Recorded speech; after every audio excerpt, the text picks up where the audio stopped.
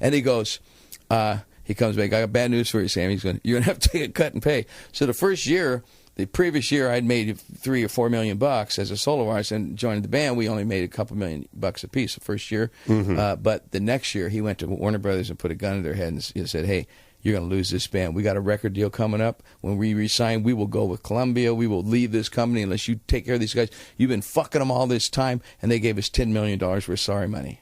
Wow. So we had that to split up, as well as we went out and made about 5. It was the biggest year any of us had ever had. And now, it was off OU8 one, too. I know this is, I already know the answer to this, but wouldn't you think the lads in Van Halen would think, hey, thanks, Sammy? They did at the time. We were great, man. We were awesome friends, I'm telling you, until that other knucklehead came in and started managing the band, and he just went against me. His motive was to get Roth back for a greatest hits package, and we only had to have 2 Sammy Hagar's tunes and 2 David Lee Roth tunes, and put a greatest hits package of all this stuff together and sell it, and it would have been the biggest record of all time. That was his concept. Right. But instead, to make that happen, I got so pissed off when I heard they were auditioning other singers behind my back, because they knew I was going to quit, if some shit like this came down. And Eddie calls me up Father's Day morning and says, hey, dude, you always want to be a solo artist. You can go back to being a solo artist. We've been working with David Lee Roth, and he wants to do the greatest hits package with, because I didn't want to do it. I said, let's make a record. I'm not going to be part of no greatest hits package. You guys are crazy, right? Why would we do a greatest hits? Every record been number 1. We didn't need to do that yet. We were still prolific. It's basically you saying, we're going to stop going forward, and we're going to start looking in our rearview mirror. Yeah, I didn't want to do that yet. I said, we got a long way to go before we do that. So they got Roth to do it, and Ed says, so we got Dave to do it, and it's been working out great, so you go back to be a solo artist. So people say, did you quit or did you get fired? I jumped up and said, fuck you, you motherfucker. I went nuclear, but if you don't call that being fired, I don't know what is. Hey, we got this other guy back. It's like walking in and finding your wife sleeping with her old boyfriend in your bed. Come on. That's not a good feeling. So, long story short, they did that, and it was their big idea to have this huge greatest hits record, and they were going to make all this money, and this new manager was going to get the old Van Halen money because he put this package together. You see what I'm saying? The motives behind this? Sure. And they were going to make all this money, and I was going to make half of it. Half of what they made, but I wouldn't get paid on the raw shit, but they would. Right. And so with this manager, you follow me? So when they did it, though, by kicking me out of the band and getting all that controversy and going on MTV and making fools of themselves with Roth up there bumping and grinding in front of poor Beck, which I would have smacked him in the back of the head if I'd have been Beck. Sure. But everybody that saw that. But what happened was it ruined that package. It wasn't that big because the fans got split up again. Now it's like, well, Sammy's out of the band. What's going on? So they blew it. And they've done one record since in 18 years or something. I mean, what the hell? So what do you envision for you're getting me them? Fired up. This is why I couldn't read. No, it's good. This is why I couldn't read my own book. I couldn't do it. I couldn't do. I almost got did mad mine, for a second, but I still couldn't read. Go ahead and get mad, because I'm. What do you envision for Van Halen? That's it. Never to ever go on stage. I mean, David Lee. They have 2 choices. Muammar Gaddafi is saner than David Lee Roth at this point. Wouldn't you say? I pretty much agree. He's a strange guy. I don't get him. I don't understand him, because he seems like he's supposed to be the biggest party guy and having all this. There's my man again, all this fun, but he's no fun whatsoever. He's like angry too, and he's like methodical. And oh, wait a minute, I'm looking at a picture of David Lee Roth. No, is that Eddie Van Halen? Oh God, he's starting to look that. All right, sorry. I don't know what happened there, but see, I don't see the Van Halen has 2 choices. They either try to get me back, or they have Dave, and I know they can't. There's Dave. Dave's nuts. You can't get along with Dave. I mean, if I'm, you can't get along with that guy. So I don't know what they're going to do. If I'm Eddie Van Halen, no.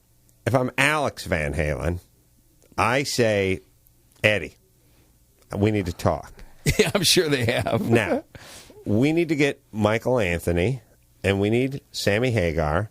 And by the way, those 2 guys aren't assholes. No, we're not. I know you're not, because I've spent enough time with both of you, and I know your vibe is cool. Now, I understand there's a difference between a guy who's inherently an asshole and then a guy who, is creative, has a thought process, has doesn't want to get bullied or has thoughts about how to express his creativity and what have you. And I like to think I'm that way myself, which is I'm as nice a guy as you want to be. I'll tell you the best way to do it. I'll be reasonable. I'm all ears when I hear your idea. And at a certain point, though, we'll decide which way we're going, and I'll be completely reasonable about it. But I don't want your idea shoved up my ass, especially if it's a bad idea. But you would think that Alex would say to Eddie, listen, sit down. Michael Anthony's a decent guy. Sammy Hagar's a decent guy. Let's just fucking back off a little on the booze, and let's find the magic again. And there's no reason there's no reason, we don't have to travel together in the same smart car all through Europe. We can get a little space.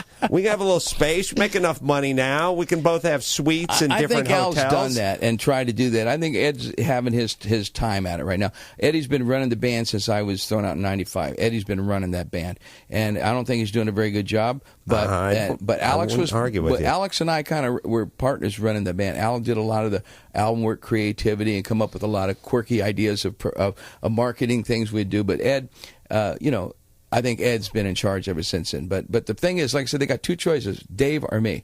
All right, they've been with Dave now that we went through my thing. I would have been happy to stay in that band and be in that band and stay out on tour and make records and all that stuff, but it wasn't working. I wouldn't do it in a million years if it was like the old Four tour. They could offer me $1 billion and do anything I wanted. I would not do it. I won't want to be about people that are angry, people that are violent, and people that are, to me, evil.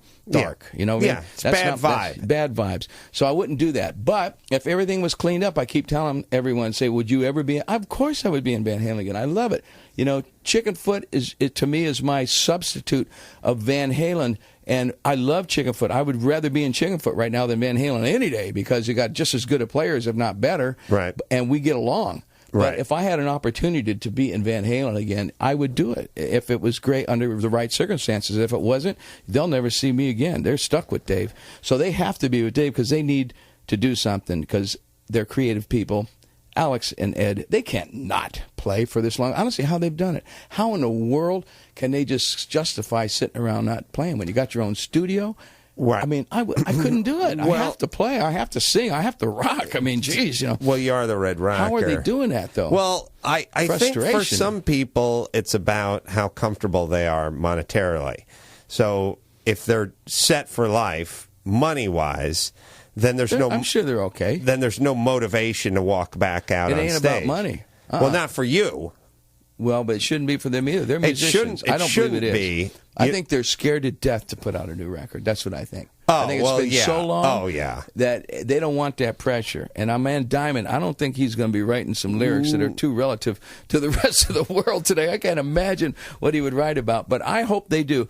I really, really, I hope they do a record. I am as excited as the biggest fan on the planet, and it better be good. No, I'm putting more pressure on him right now. I got a better idea. Better be good. How about you lead Guns N' Roses? No, actually, man. He Anyone ever bring that up? No. I love that band. I think they blew it worse than Van Halen because that was the next Rolling Stones. That was a reckless band. I love that recklessness. I think the thing in life, whether see, when some guy who's 95 dies and he's an old miner, you think, pardon the pun, you think, well, sad, but he did his thing. He had his time. But when the young high school senior who's bound for Harvard gets killed on prom night by a drunk driver, you say, what a waste. What a waste. What could have been? What a waste. Yeah. And the thing in life is we all know it's going to end, and we all know we're not going to be here for 500 years. It's the waste part where you think about it. And when you think about Guns N' Roses and sometimes Van Halen as well, you think, wow, what could have been? At least Van Halen had a real long, prolific career. I mean, there's tons of material. Before they wasted all this beautiful time now. But this time right now, this is the cherished time. The last 10, 15 years of my life, I look back as, thank God I got what I got in that time frame, because as you get older, now I'm losing my drive to go out and make it and go out and do a world drive, tour. Red Not Rocker. my sex drive, brother. But I'm talking about my drive to say, I still want it. I'm going to put a band together. You lose that, And so when you wasted that, because Ed now got to be, Ed's 8 years younger than me. Wait, what was that? Can you show me that picture again? And you put us up next to each other. But Ed's 8 years younger than me, and I think it's happening to him. I'm sure he's probably thinking, man, do I really want to go out and work this hard and all that stuff? But you can still go out and have fun and do 20 shows a year. You can do 40 shows. You don't have to do 150 shows a year. You don't have to do all that crap.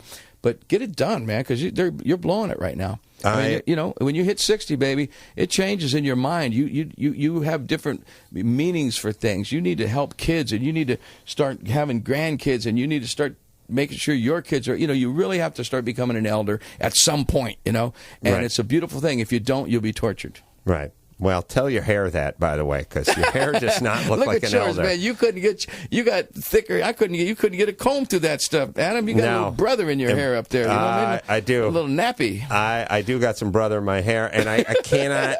Unfortunately, I get a little brother in my neck too, which is a neck rash because I got the same crappy thing that brothers have. Sad but true. Sammy Hagar, by the way, read My Uncensored Life in Rock. Go out and get it. I'm going to listen to the audiobook because I'm not a big reader. I'll give you my book, though, Sammy. Please. I think you'll enjoy it. The great one. Sammy Hagar, and by the way, I should give people, I'll just give the website out, and if you want to see Chickenfoot or catch up with Sammy or find out what he's up to, you can just go to redrocker.com, or you can Twitter him at Sammy Hagar. Sammy, always a goddamn delight. Love to see you. I'm going to go do a book signing in Huntington Beach right now and get on my plane and go home and see my wife and kids, brother. You know how happy that makes me? I've been out for 10 days. The great Sammy Hagar. So until next time, this is Adam Carolla for the Red Rocker saying mahalo.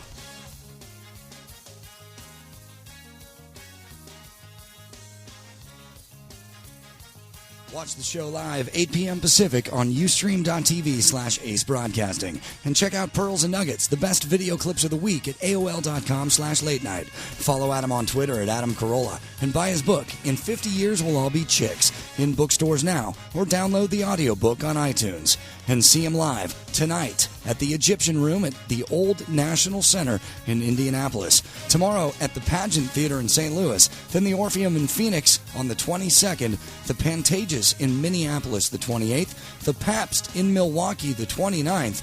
And the Uptown Theater in Kansas City on April 30th. Details and even more dates online at adamcarolla.com.